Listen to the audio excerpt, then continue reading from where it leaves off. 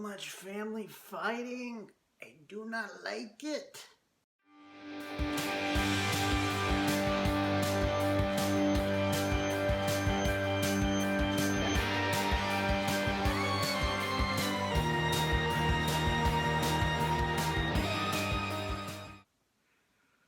Greetings, geeks, geek-girls. It's me. I'm back for Black Lightning. Let's just jump right into it and talk about it. So, spoiler alert, if you guys haven't seen it, go watch it and come back and tell me what you think in the comments down below. As always with Black Lightning, I like to split it up into characters. Because Black Lightning is a show that doesn't really do one-offs. Let's talk about Henderson. Henderson, and his story is that the ASA is now taking over his precinct.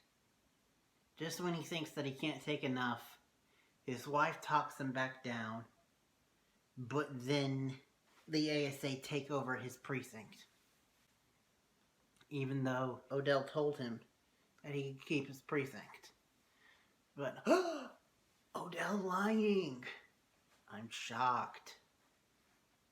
We'll get to that later. Things are just mainly bubbling up for him. He's secretly helping Team Lightning. I don't know what to call them. The Pierce family. Speaking of, let's talk about them. And really quickly, I just want to briefly mention Uncle Gamby. There really wasn't anything story-wise with him, but they did bring up his ex-wife, which, given him and his past and how the CW do things, that's definitely not going to come back. I wouldn't be surprised if they made his ex-wife an actual comic book character like maybe Queen Bee. If I didn't know that Crisis is probably going to meld their Earth with Earth 1, I'd say maybe Waller, but let's move on to Jennifer. Jennifer kind of pisses me off because she's clearly drank the ASA Kool-Aid. Odell is manipulating her, using Khalil's mother and other things to psycho-manipulate her, which he's really good at that. We'll get more into that later. He messes with her, and so now they're gonna, I think, train together. And he actually gets her to go into space. And I don't know, it looked like maybe that was just her powers.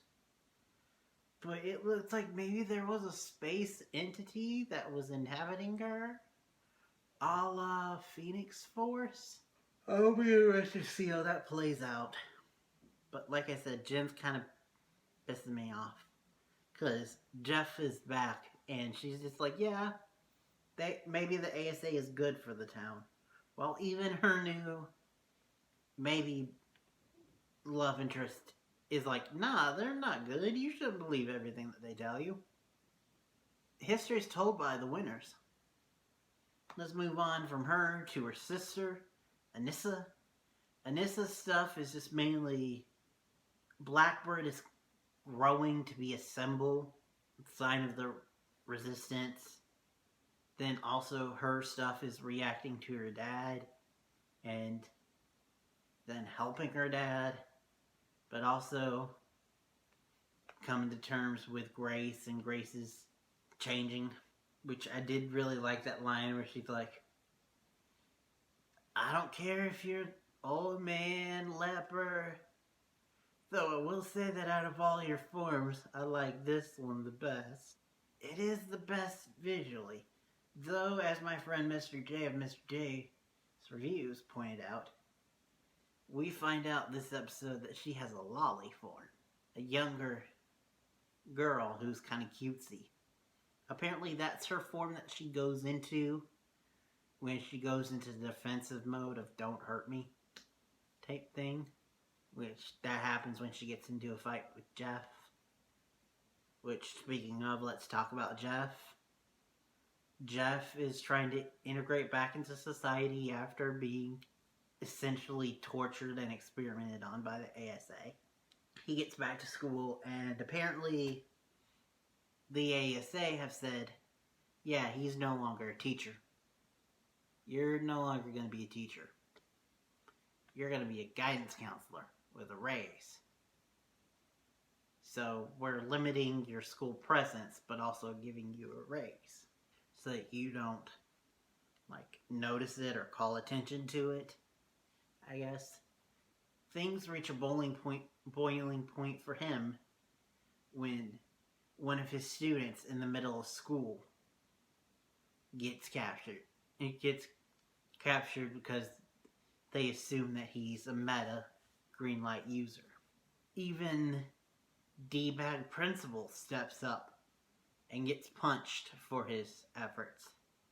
So Jeff is like, yeah, I want to go all Black Lightning on their butts. Save this kid from the precinct.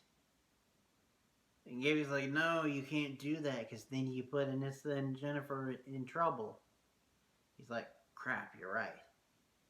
Aha, I got a plan. Blackbird. He sends in Blackbird while he goes in too, but just stays in the shadow, make sure no one can see him. And it was a pretty badass fight scene. Speaking of badass fight scenes, talk about Khalil real quick, or Painkiller, because I'm not sure that's our Khalil. We got to see more of him and how he's more ruthless and kind of more insane.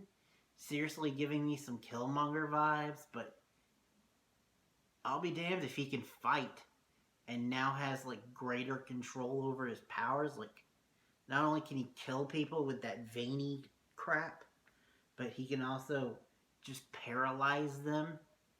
He also has a thing where he can inject something into their body with just his fingertip, and he does this to execute a dude. I do the motion to try to show you, but YouTube. Lastly is Lynn. Yeah, I'm talking about Lynn last. I saved Lynn for last. And that's because Lynn, what the... There's a reason why her name is in the title. Because girl messed up. She took the green light that she had and messed with it to make super Adderall that she's been injecting with herself. And this all throughout this episode, she's been hallucinating and other things, but she's been going hard. She, by the end of the episode, creates a cure for the disease. But then Odell uses his mastermind powers to get her to continue to work. And we also find out that he masterminded her getting the green light Adderall thing. He orchestrated that. We see it. I hate how much of a mastermind he is. TV doesn't have enough masterminds. Wow. Alright, ending it there. Thank you guys for watching. Next time you see me will be for Arrow. The return of two lovely ladies of the Arrowverse that we haven't seen in a while. Thank you guys for watching. Till next time and beyond. The intensity of this episode is electrifying.